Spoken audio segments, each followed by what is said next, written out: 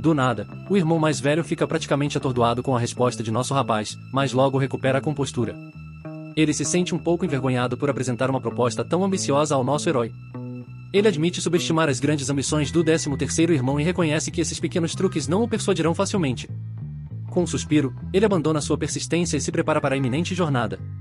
Antes de deixar o pátio, ele oferece um conselho, e eles podem não se encontrar por alguns meses. O irmão mais velho aconselha nosso rapaz a cuidar bem de si mesmo e, em troca, nosso garoto deseja-lhe boa sorte. No entanto, antes de sair da cena, o irmão mais velho compartilha mais uma pérola de sabedoria. O avô não guarda nenhum sentimento negativo em relação ao nosso garoto, então não há necessidade de guardar qualquer ressentimento também. O irmão mais velho sai marchando e o menino rapidamente fecha a porta atrás dele e respira aliviado. Sério, ele estava com muito medo de que seu irmão o levasse montanha abaixo depois daquela intensa conversa sincera. Agora estamos do lado de fora, onde vemos uma figura espreitando nas sombras, observando o irmão mais velho. Esse personagem sombrio decide adiar lidar com ele primeiro. Em primeiro lugar, ele vai cuidar do nosso protagonista. Aproveitando a oportunidade, o cultista desce da árvore em que estava empoleirado, um sorriso se espalhando por seu rosto. Com o irmão mais velho fora de vista, ele está livre para seguir sua missão de atormentar nosso herói desafortunado, ou pelo menos, esse é o plano. Ele sabe que esse membro jovem da família Shell não é exatamente um brilhante astro, mas ele ainda é um Shell, e eliminá-lo certamente causaria alvoroço. Ele calcula que, se conseguir eliminar o jovem mestre, o retorno do pai do menino ao encontrar seu filho morto pelas mãos de sua própria família mergulharia o clã Shell em turbulência. Mas esse cara tem outro truque na manga, uma bomba de fumaça venenosa. Ele acredita que jogá-la na casa ancestral dos Shell causaria um caos absoluto. Então, com esse plano ardiloso em mente, ele corre em direção à residência e rapidamente salta por cima do muro para entrar lá dentro. Agora, escondido atrás de uma parede, o cultista deixa sua mente devagar. Ele tem opiniões, especialmente sobre sua própria força. Para ele, estar no 3º nível do reino espiritual não é impressionante, é nem o suficiente para ser um líder. No entanto, ele se orgulha de sua habilidade em permanecer indetectado. Em silêncio, ele se vangloria de que até mesmo um especialista de 5º nível neste reino espiritual não poderia encontrá-lo. Ele está tão confiante em suas habilidades, que ele acredita que poderia permanecer indetectado por anos se escolhesse. Enquanto ele reflete sobre sua grandeza, o pequeno gato próximo parece estar menos impressionado, quase como se estivesse suspirando diante de seu próprio elogio. Seguindo em frente, o cultista percebe que o pátio está desprotegido. Essa realização faz com que ele pense que ele não precisa se preocupar com a furtividade afinal. Com um sorriso malicioso se espalhando por seu rosto, o cultista se prepara para a ação. Uma sinistra energia roxa começa a girar ao seu redor enquanto ele se concentra em seu objetivo, transformando sua chave em uma corda fantasmagórica. Sorrateiramente ele se infiltra através de uma porta entreaberta, mas, como o destino teria, assim que ele pisa além do portão, um grito agudo ecoa pelo ar. É o nosso pobre garoto gritando por sua vida, indicando que este atacante sorrateiro não está se segurando nem um pouco. Após dar uma surra completa em nosso herói, ele o arremessa para fora. Lágrimas escorrem pelo rosto do menino involuntariamente enquanto ele cai no chão, sem perder a oportunidade de se gabar. O cultista não perde tempo em se vangloriar de sua vitória. Ele afirma que um perdedor como nosso infeliz herói nunca poderia escapar das garras de sua corda fantasmagórica. Considerando isso totalmente impossível enquanto o cultista observa o garoto no chão, ele percebe que ele parece estar ficando mais magro a cada minuto.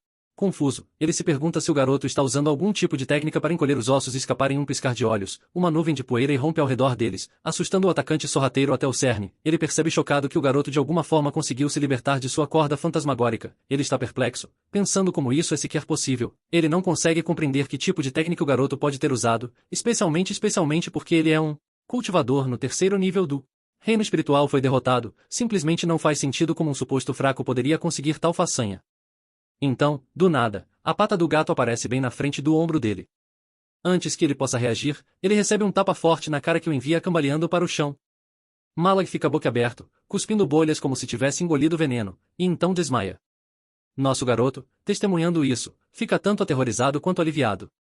Vamos ser realistas, a pata desse gatinho não é uma pata comum, é totalmente aterrorizante. Portanto, não é totalmente culpa do cara furtivo, esse gatinho é simplesmente tão rápido e feroz. Apesar da aparência fofa do gatinho, o menino pensa consigo mesmo que se ele acabasse levando a pior com aqueles tapas rápidos, ele admitiria a derrota na hora. Vendo o cara sorrateiro esparramado no chão, o menino pondera seu próximo movimento. Entregá-lo para a família Shu parece ser uma opção, mas há o risco de expor suas próprias habilidades no processo. Pensando bem, ele decide que é mais seguro eliminar a ameaça ali mesmo, sem perder tempo. Ele invoca suas flores assustadoras do chão. Esses monstros comedores de carne emergem prontos para devorar. Uma das flores agarra o homem inconsciente, consumindo-o vivo. Enquanto isso, o menino começa a trabalhar para extrair todas as memórias do cultista. Reunindo informações valiosas nessas memórias, vemos um servo com cara de rato se reportando ao vice-líder da seita. Ele vem seguindo a família Shu há mais de um mês coletando informações, que agora apresenta em uma carta. O vice-líder acena com a cabeça em aprovação, incentivando-o a continuar o bom trabalho. Ele então entrega uma bomba de fuma venenosa para o servo com cara de rato, explicando que é uma nova invenção da sede. Ele o instrui para usá-la com sabedoria. Agora vemos que o vice-líder da seita fica cada vez mais frustrado. Já faz muito tempo sem nenhuma notícia de seu agente infiltrado. Decidindo que não podia esperar mais, ele resolveu pegar o assunto em suas próprias mãos e visitar a própria família Shu, sem saber do destino que se abateu sobre seu subordinado. Enquanto o menino refletia sobre os eventos recentes, percebeu que todos aqueles capangas que vieram causar estragos em sua vida pacífica pertenciam à mesma facção. O destino, no entanto, tinha um plano diferente, e, em vez de causar destruição, eles encontraram a morte. Ele fica quase divertido com a monotonia dessas estratégias cultistas, percebendo que até o líder vitoriano depende fortemente daquele fumaça venenosa como seu trunfo. Nesse exato momento, uma notificação do sistema aparece parabenizando por eliminar um herege que tentou destruir seu estilo de vida isolado. Por isso, ele é recompensado com um selo de semente de alma, uma conquista que indica o vasto potencial e poder que ele está começando a explorar. Agora ele mergulha em si mesmo. Ele nota expansões significativas em sua terra, sugerindo mudanças irregulares que podem resultar de seu recente mergulho em práticas mais complexas. Essa percepção o excita, ainda há muito espaço para crescimento em sua jornada de cultivo de seita. Ele pode sentir a onda de poder espiritual dentro dele confirmando seu progresso. Recentemente, ele adquiriu 2 novas técnicas que lhe oferecem um arsenal mais amplo para defesa e ataque. No entanto, experimentar a semente da alma permanece um desafio, especialmente considerando a arte da espada imperial que ele vem praticando, uma arte marcial de alto nível. Esta arte promete que alcançar o reino do imperador precocemente forneceria uma vantagem significativa contra qualquer seita do mal que ousasse atacar novamente. Apesar do caminho árduo e aparentemente interminável à frente, sua determinação não vacila. Ele está decidido a continuar sua jornada, ultrapassando os limites de seu cultivo até alcançar seu pico. À medida que a cena muda, nos encontramos nas profundezas das montanhas, navegando por uma rede de túneis até encontrarmos uma reunião.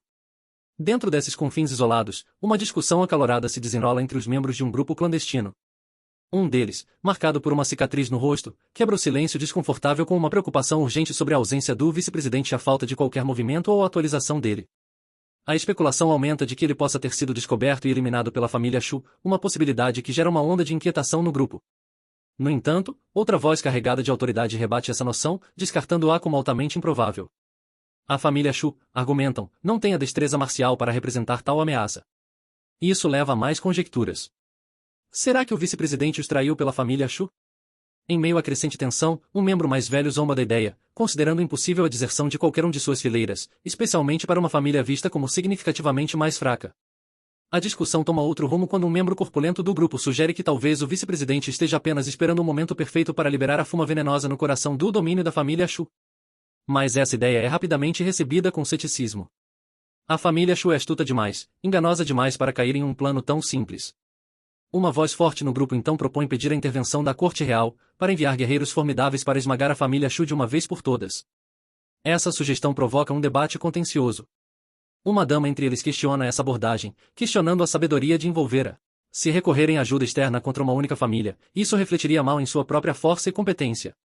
Além disso, ela avisa que confiar demais na corte real poderia diminuir sua posição e influência em meio ao debate crescente.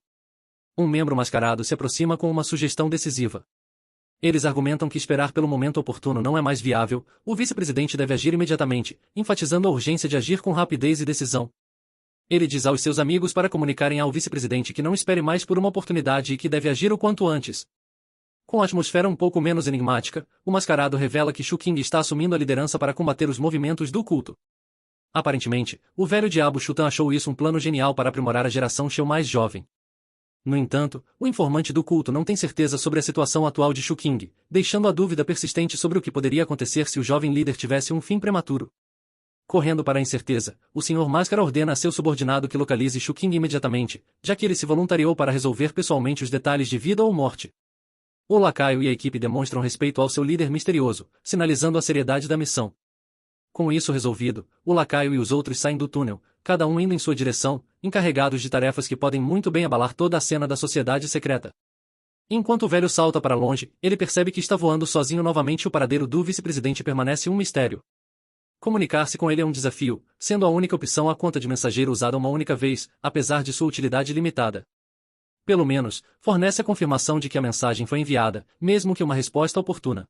Com um suspiro de dúvida, ele quebra o comprimido, esperando que seu irmão haja rapidamente ao receber a mensagem.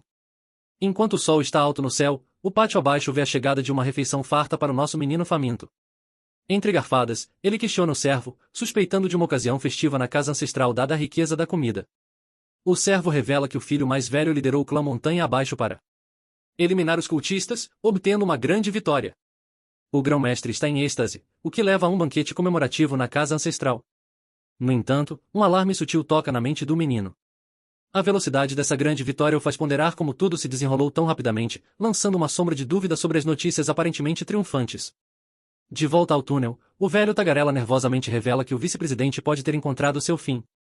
O bobo gordo intervém, expressando alívio por pelo menos o vice-presidente não ter traído o culto.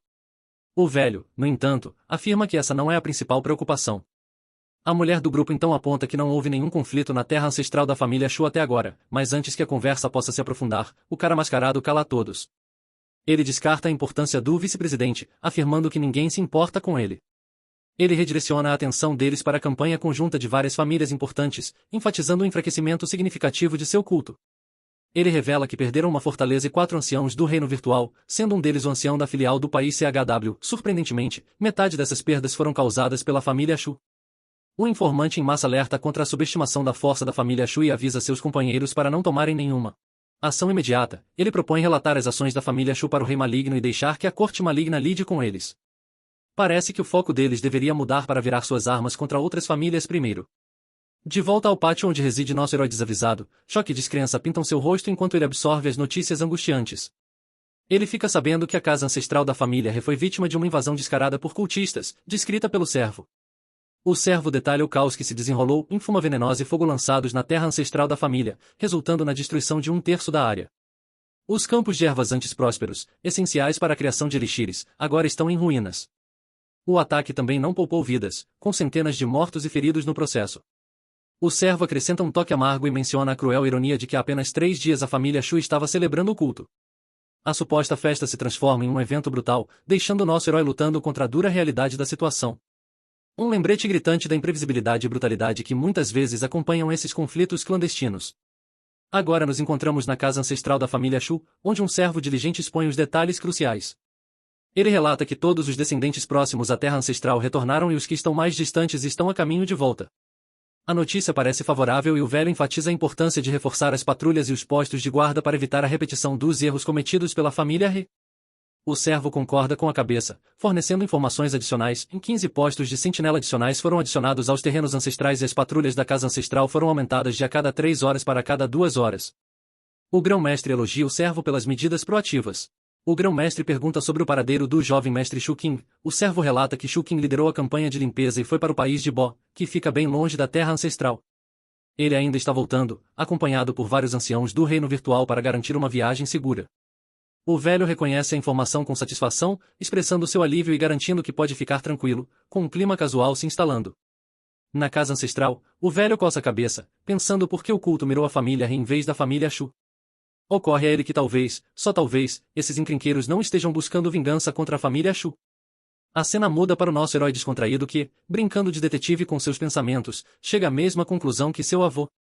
O servo, adotando um tom descontraído, diz que a maioria dos figurões já voltou, tornando qualquer ataque surpresa improvável. Para adicionar um toque de indiferença, o servo soltou boas notícias. Na missão de limpeza foi um sucesso estrondoso, eliminaram alguns inimigos, capturaram alguns prisioneiros e mandaram cerca de 60% das forças do culto embora. Nosso rapaz, com um sorriso, elogia o irmão, reconhecendo o trabalho estelar em cuidar dos negócios. O servo, ecoando o sentimento casualmente, compartilha a sensação de que o culto não causará mais muitos problemas. Em meio a 6 meses de paz, uma cena se desenrola com um pássaro empoleirado em um galho de árvore. De repente, o pássaro levanta voo e, pelo que parece, está chorando. A razão por trás dessa partida emocionalmente carregada se torna aparente e um gato malicioso a encarando como sua próxima refeição potencial tentou pegá-lo. O gato, agora pendurado no galho sem a sua refeição, tem uma expressão de frustração no rosto. Por outro lado, o nosso protagonista caiu na gargalhada com a cena cômica do gato frustrado.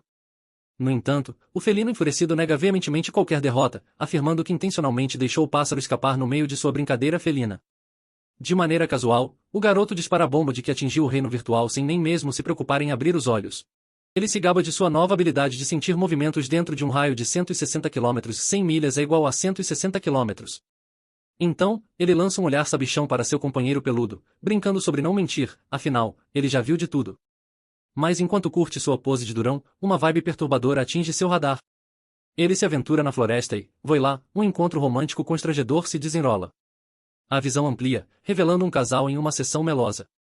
O cara esquisito bombardeia a garota com elogios, e ela, por sua vez, não pode deixar de se sentir envergonhada. O grandão se inclina para um beijo em seu rosto delicado, deixando-a em um estado de constrangimento perturbado. Suas palhaçadas amorosas continuam contra o pano de fundo das montanhas, e lá está ele, rangendo os dentes de aborrecimento, secretamente desejando poder intervir pessoalmente e dar uma lição naquele cara excessivamente carinhoso. Apesar de sua fúria fervente, o garoto não consegue parar de olhar para o casal melado. O ar ao redor deles está praticamente vibrando com a carência deles, a metáfora do vapor de amor sai figurativamente dos ouvidos do garoto, de tanta raiva que ele sente. Para ele, essa demonstração pública de afeto parece ser o universo zombando de seu estado miserável, e ele está à beira de um surto. Incapaz de conter sua frustração, ele pega o assunto em suas próprias mãos. Com um gesto rápido, ele ordena que o casal vá embora. O galho cai despencando, acertando o bumbum do apaixonado, que totalmente perplexo olha em volta sem noção do que aconteceu. Ele pergunta quem ousou lhe dar palmadas? Ignorando o incidente de forma indiferente, ele retomou sua sessão amorosa como se nada tivesse acontecido, imperturbável. A dama se aproximou para um momento mais íntimo. Nosso garoto, agora à beira da explosão, não conseguia entender como aquele cara podia ser tão descaradamente alheio. O cara continuou desvestindo a mulher, sugerindo que aproximassem ainda mais seus corações e deixando claro que algo tão trivial quanto roupa não deveria se tornar uma barreira. A testa do idiota ficou vermelha de fúria e ele estava agora totalmente carregado para intensificar as coisas. Com o impulso de sua aura, ele deu outro tapa nas costas do cara, determinado a pôr fim a esse espetáculo constrangedor. Uma notificação do sistema soou, anunciando que o garoto estava naquele lugar há 6 meses, e como recompensa, ele recebeu o Sutra da Lâmina Tangi. O sistema o incentivou a continuar o bom trabalho e a continuar explorando por diversão. O livro de técnicas caiu em suas mãos e ele ficou agradavelmente surpreso, imaginando que seria uma leitura divertida durante aquelas noites sem dormir. A cena muda e vemos que ao meio da noite tudo parece calmo. A próxima cena revela um dia ensolarado e nosso garoto está sentado para uma refeição preparada diante dele. O servo rapidamente compartilha os detalhes suculentos. O Elder Shuin caiu. O Elder Wen, mestre do Reino do Vazio e figura proeminente da família Shu, encontrou sua morte. O servo fornece mais informações, atribuindo a queda do Elder Wen à Casa da Lua Negra, pois eles revelaram o paradeiro dos anciãos. A menção da Casa da Lua Negra despertou algo na mente do garoto. Ele contemplou a possibilidade de usar essa oportunidade para bisbilhotar um pouco. Ele pergunta ao servo por que a Casa da Lua Negra, supostamente alinhada com o culto, trairia a família Shell. O servo admite não ter ideia, acrescentando que ele até compra informações do culto da Casa da Lua Negra. O servo deixa claro, destacando a natureza infame da Casa da Lua Negra, reconhecendo seu coração negro, poder misterioso e ampla influência em todo o estado do Sul. Ele enfatiza o enigma em torno de sua sede, tornando-a uma força tão formidável que nenhuma outra força ou dinastia ousa desafiá-la. O menino, sentindo a gravidade da situação, questiona se a família Shu tem alguma contramedida em vigor. O servo então revela que a família Shu tomou medidas de precaução e eles chamaram todos os seus descendentes para a casa ancestral para protegê-los de potenciais assassinatos pelo culto. Além disso, a família real Qin, em colaboração com a família Shu, negociou com a Casa da Lua Negra, oferecendo um certo preço.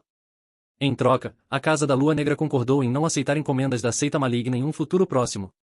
Além disso, eles garantiram que a família Shu seria a primeira a receber informações em caso de ataque de qualquer pessoa formidável da Corte do Véu. Depois de obter todos os detalhes sobre a situação, o menino sente uma sensação de alívio sabendo que a família Qin elaborou um plano para lidar com ameaças potenciais da seita maligna. Agora ele pode se concentrar em cultivar em sua casa sem se preocupar com ataques repentinos. De repente, uma notificação indiferente surge, sinalizando que ele está nesse jogo de cultivo há 7 meses sólidos. Como recompensa, ele recebe uma pequena formação dos 5 elementos em uma matriz de formação. Agora, armado com essas ferramentas, ele decide abrir o livro e lê-lo de forma descontraída. Mesmo absorvendo a sabedoria de que apenas um cultivador poderoso do reino verdadeiro pode montar uma formação em um estado do sul, ele pondera as complexidades da força da formação ligada ao nível de cultivo com um ar de curiosidade casual. Ele pensa, por que não tentar? Com isso, começa a canalizar seu mojo e a luz azul dança em torno de sua mão. Após praticar bastante com formações, nosso protagonista percebe sua potência. Essas formações têm o potencial de prender ou até mesmo matar indivíduos no reino da harmonia, desde que o atacante não esteja além do quarto nível do reino da conformidade. Não há necessidade de temer. Com 7 meses de cultivo, ele contempla a marca de um ano que se aproxima, antecipando uma recompensa além das escrituras do imperador e, na pior das hipóteses, talvez alcançando o nível das escrituras celestiais. No entanto, sua contemplação pacífica é bruscamente interrompida por gritos do lado de fora. Notícias perturbadoras e com Shu King foi atacado por 3 anciãos da seita maligna e um vice-mestre, resultando em ferimentos graves. Surgem especulações sobre a possível participação de um espião da Casa da Lua Negra. Apesar de sua tentativa de se concentrar na leitura, nosso protagonista dentro do pátio não pode deixar de ficar intrigado por essas notícias clamorosas e aparentemente raivosas. Depois de ouvir tudo, sua mente começa a se agitar com pensamentos sobre o recente ataque a Shu King. Ele pondera se é um esquema para tirar Xuamen, seu avô, o grande gato da família, do caminho. Ciente das ameaças potenciais que se aproximam, ele decide que é hora de ficar alerta e ativar a formação todas as noites para manter as coisas sob sigilo. Enquanto isso, uma notificação casual aparece celebrando seus 8 meses de cultivo dedicado. Ele é recompensado com 1000 redes espirituais de seda. A revelação sobre essas redes espirituais. Armas combinadas e seda da classe imperial despertam uma imaginação infantil na mente do idiota. São cenários bizarros envolvendo mulheres bonitas e usar as redes espirituais dele traz um sorriso presunçoso ao seu rosto. No entanto, ele está satisfeito, sabendo que as redes espirituais combinadas com a formação seriam uma defesa formidável contra até mesmo um oponente do reino da harmonia do 7º nível, fazendo-os se arrepender de qualquer tentativa de mexer com ele. No meio do que parece ser um dia tranquilo, vemos 2 indivíduos entrando em cena, uma senhora e um menino de cabelo azul. Não vou mentir, ele emite uma vibe bem protagonista de hentai, o que, claro, não me deixa nada feliz. Então, essa senhora começa a perguntar se a família Shu tem um jovem mestre encrenqueiro morando lá. Cabelo Azul concorda com a cabeça e então a senhora começa a sorrir como se tivesse um plano genial se formando. Mas antes que ela revele tudo, o cara de cabelo azul tenta desviar a atenção dela, contando algo supostamente importante, mas ela o interrompe, ficando toda atrevida e sugerindo essa ideia maluca de abençoar o velho Shukiliu, o grande mestre da família Shu, com um bisneto. E ela está praticamente babando só de pensar. Enquanto isso, o senhor cabelo azul está ficando seriamente apavorado, mas a senhora está animada. Ela continua sobre como, se seguir em frente com esse plano, a família Shu pode acabar matando-a ou o próprio grande mestre pode acabar matando o próprio neto, alimentando a fogueira da imaginação dela. Ela contempla o caos que se desenrolaria quando Shukiliu, o pai do nosso garoto, fizesse seu grande retorno e soubesse de tudo. A essa altura, parece que Cabelo Azul está meio que entrando na ideia maluca dela, mas ele sabe no fundo que é apenas uma fantasia selvagem. Então, com um sério caso de mau humor, ele diz para ela sair dessa imaginação louca e que é hora de ir embora.